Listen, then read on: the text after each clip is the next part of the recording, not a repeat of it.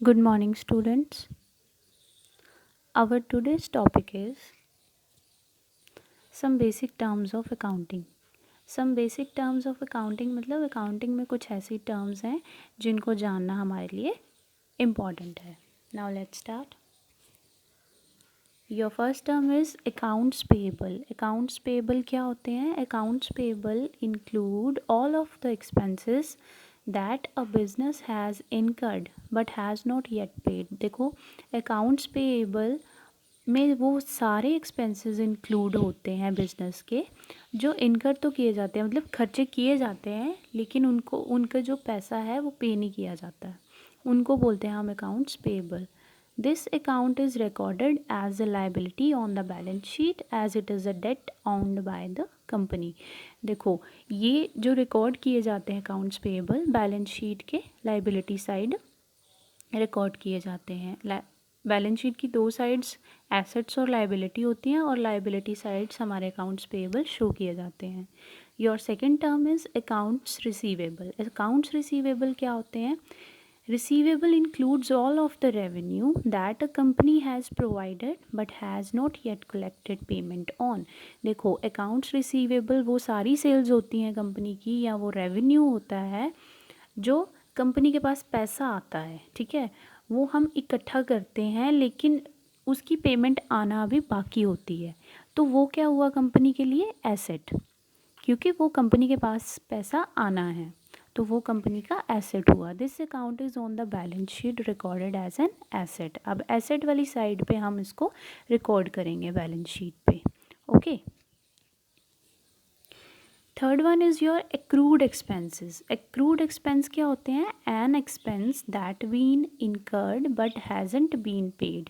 देखो इनकर तो किए जाते हैं, कर लिए जाते हैं ये एक्सपेंसेस, खर्चे, बट इनको पे करना बाकी रहता है. हैज़ंट बीन पेड मतलब पे नहीं किया होता है. Is described by the term accrued expenses को हम एक्रूड एक्सपेंस बोलते हैं. Alright. Fourth is your asset. Asset क्या होता है? एसेट मैं पहले भी बता चुकी हूँ, एसेट और लाइबिलिटी. अब दोबारा से देखते हैं.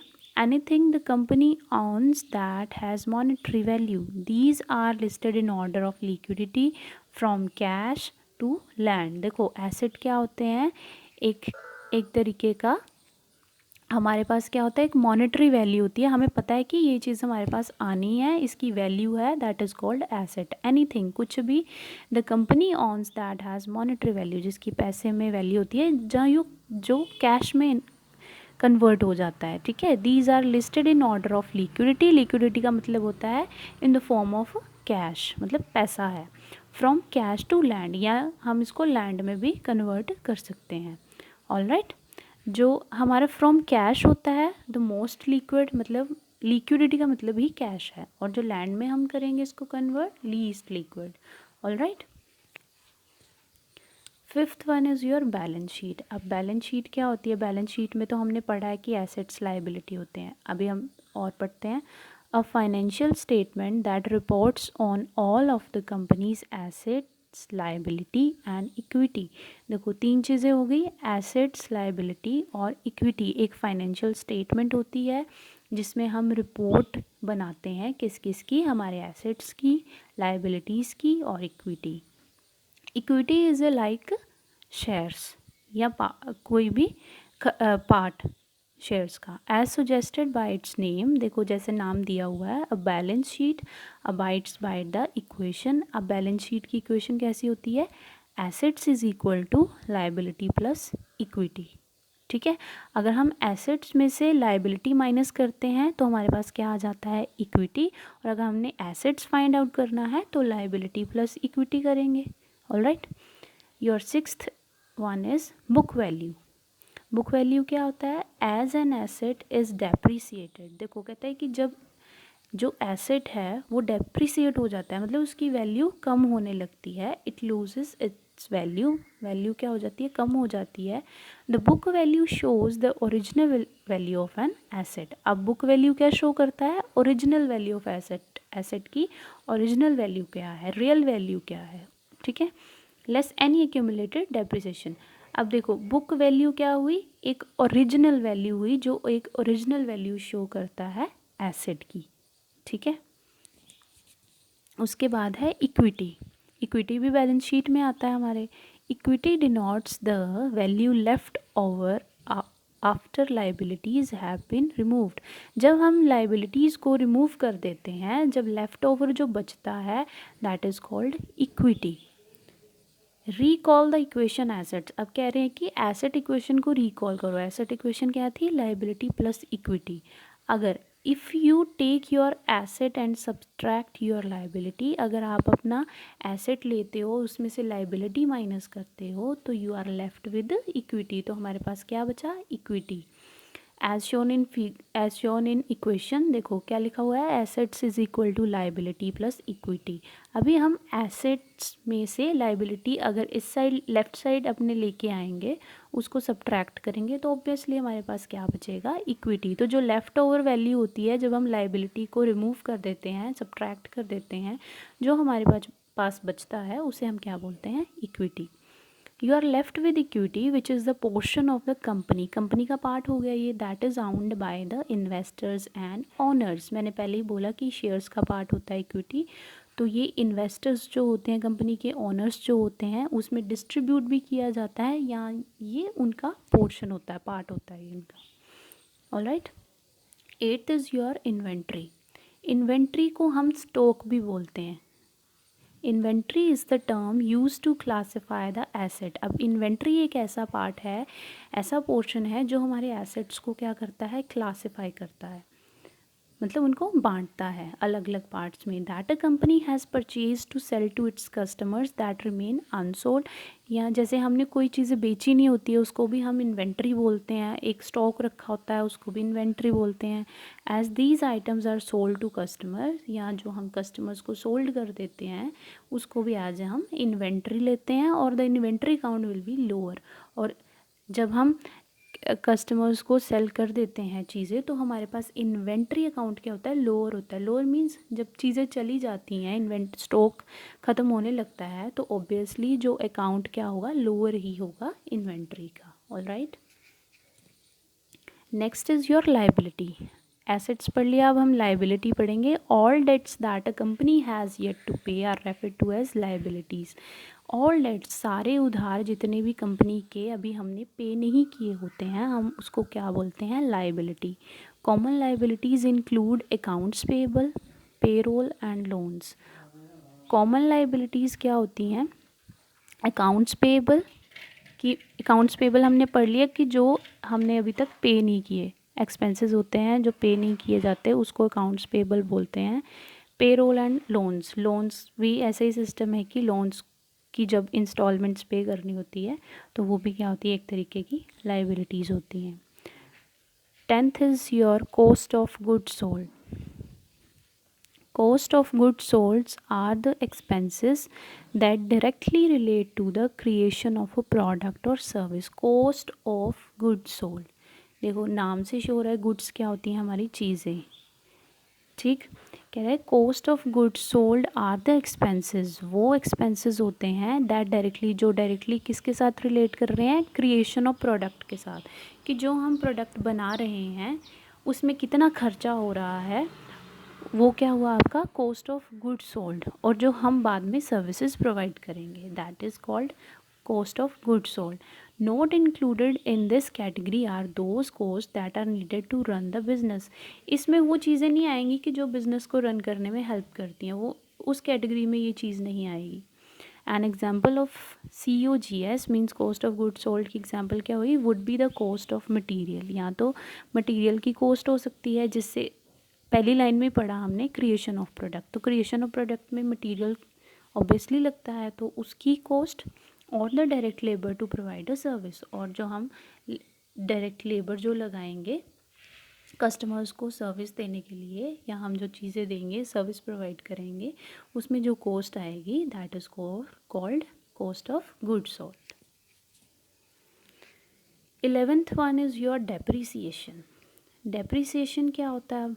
Depreciation is the term that accounts for the loss of value in an asset over time। देखो टाइम के साथ कोई भी चीज़ है उसकी वैल्यू रिड्यूस होती है। चाहे फॉर एग्जांपल आप गाड़ी लोगे 5 साल 10 साल बाद उसको सेल करोगे, रीसेल वैल्यू तो होगा उसका, लेकिन वो क्या हुआ, वैल्यू उसकी कम हो जाएगी। अगर वो आपने आज आप 8 लाख की ख़रीद रहे हो तो बाद में ओबियसली उसकी वैल्यू कम होगी। तो उसको सेकंड हैंड जब बेचोगे आप, तो आप मतलब वो अगर 8 लाख की आपने ख़रीदी है तो ओबियसली उसको 4-5 लाख में बेचोगे ना। ठीक, उसको बोलते हैं डेप्रिसिएशन। किसी एसेट की वैल्यू में रिडक्शन होना, that is called depreciation. Generally, an asset has to substantial value in order to warrant depreciating it.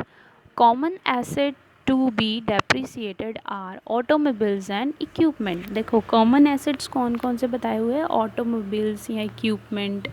automobiles means यही गाड़ियाँ वगैरह जो हम सेल करते हैं। Depreciation appears on the income statement as an expense and is often categorise as a non cash expenses. अब depreciation कह रहे हैं इनकम स्टेटमेंट में जब हम इनको लिखते हैं, खर्चा बनाते हैं, इसको एज ए कैटेगराइज किस में करते हैं, नॉन कैश एक्सपेंस में। ठीक है, since it doesn't have a direct impact on a companies cash position. Company cash position में इसका कोई इम्पैक्ट नहीं पड़ता। ऑलराइट, तो डेप्रिसिएशन क्या हुई, डेप्रिसिएशन हुई loss of value in an asset over time. Time के साथ एसेट्स की वैल्यू रिड्यूस होना, उसको हम बोलते हैं depreciation. Next is your credit. A credit is an increase in a liability और इक्विटी अकाउंट और a decrease in an asset और एक्सपेंस अकाउंट। अब क्रेडिट क्या हुआ, इंक्रीज किसकी वैल्यू में, क्रेडिट का मतलब होता है उधार, कि लायबिलिटी की वैल्यू में इंक्रीज़ हो रहा है और एसेट की वैल्यू में रिडक्शन हो रही है, रिड्यूस हो रहा है एसेट हमारा, उसको हम बोलेंगे क्रेडिट।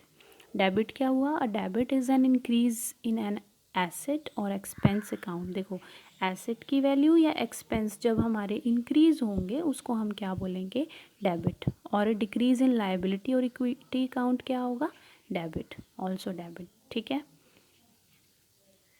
उसके बाद 14th is fixed cost. Fixed cost क्या होती है, फिक्स्ड कॉस्ट नाम से ही शो हो रहा है कि एक पर्टिकुलर कॉस्ट, एक real cost. Fixed cost is one that does not change with the volume of sales. Volume of sales के कारण वो चेंज नहीं होती, वो फिक्स्ड ही रहती है। चाहे नंबर ऑफ सेल्स करी हो हमने, लेकिन जो उसकी प्रोडक्ट की एक सिंगल कॉस्ट है वो फिक्स्ड ही रहेगी। For example rent and salaries. अब रेंट है जो, वो चेंज तो नहीं हो सकता, सैलरीज हैं चेंज नहीं हो रही, वो फिक्स्ड ही रहेंगी। All right, the opposite of a fix cost is variable cost. Fix cost का अपोजिट क्या हुआ, वेरिएबल कॉस्ट। फिक्स्ड कॉस्ट होता है कि एक पर्टिकुलर कॉस्ट, और वेरिएबल वो चेंज होता रहता है।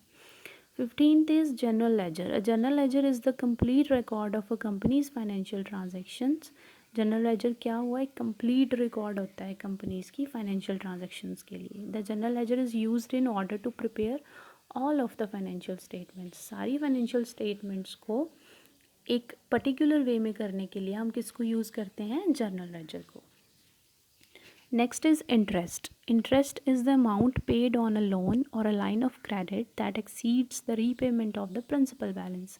अब फॉर एग्ज़ाम्पल हमने लोन लिया है बैंक से, तो हम क्या करते हैं, उसकी इंस्टॉलमेंट पे करते हैं by month.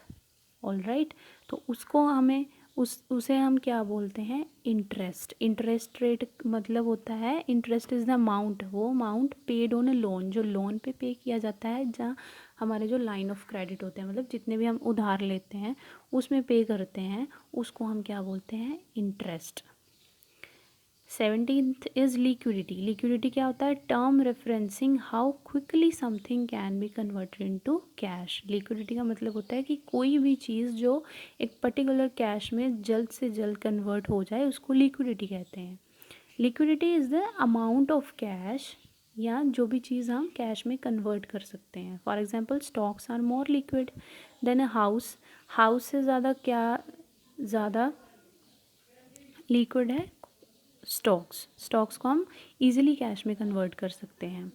Okay, next is overhead. Overhead क्या होता है, overhead are those expenses that relate to running the business. अब ये बिजनेस के साथ रिलेटेड है, जो बिजनेस को रन करने में हेल्प करते हैं उसको हम ओवरहेड कहते हैं। वो खर्चे होते हैं जो बिज़नेस को रन करने में हेल्प करते हैं। They do not include expenses that make the product और डिलीवर द सर्विस। अब ये एक्सपेंसेस हैं, वो प्रोडक्ट के साथ रिलेट नहीं कर रहे हैं, ठीक है। For example overhead often include rent and executive salaries. अब ओवरहेड की एग्जाम्पल्स क्या आ गई, अक्सर जो रेंट या एग्जीक्यूटिव सैलरीज होती हैं उसको भी ओवरहेड में लिया जा सकता है, ठीक है। Next is receipts. रिसिट्स क्या होती हैं, receipts is a document that proves payment was made. जब हम कोई भी चीज़ खरीदते हैं, फॉर एग्जांपल अगर आप मॉल्स में जाते हो या कोई शॉपिंग करने जाते हो तो आपको एक बिल मिलता है, ऑल राइट, कि आपने इतने की शॉपिंग करी है, इतने के क्लोथ्स आए हैं आपके, या कुछ आपने सामान खरीदा है, तो that is a proof of your shopping या योर बिल, ओके। तो उसको हम क्या बोलेंगे, receipts. A business produces receipts when it provides its product or service, and it receives receipts when it pays for goods and services for other businesses. अब businesses के भी links होते हैं, अगर आप सेल्स करोगे तो आपने कितने चीज़ों की सेल करी है, कितने चीज़ों की पेमेंट बाकी है, उसकी भी हमें क्या चाहिए, रिसिप्ट्स। दिस इज़ इट, वो डॉक्यूमेंट होता है जिसको हम एज अ एविडेंस यूज़ करते हैं, ठीक। Received receipts should be saved and catalogued so that a company can prove that it has incurred expenses are accurate. अब receipts क्यों रखी जाती हैं कि हमने जितने भी खर्चे किए हैं या जो भी चीज़ें हमने खरीदी हैं, कि हमारे पास प्रूफ होता है कि हमने इतने अमाउंट में ली है। तो वो एक एक्यूरेट सिस्टम होता है, रिसिट्स एक एक्यूरेट सिस्टम है जिससे हमें अपने खर्चों का पता चलता है कि हमने कहाँ कहाँ खरीदा है, all right. Next is your trial balance. Trial balance is a listing of all accounts in the journal ledger. Journal ledger में हम सारी फाइनेंशियल ट्रांजेक्शंस करते हैं, ठीक है। तो ट्रायल बैलेंस क्या हुआ, लिस्टिंग ऑफ ऑल अकाउंट्स, जितने भी हमने अकाउंट्स जर्नल लेजर में प्रिपेयर करे उसकी सारी लिस्टिंग, सब list wise with their balance amount, और उनका बैलेंस अमाउंट जितना भी है क्रेडिट और debit side. The total debits must equal the total credits.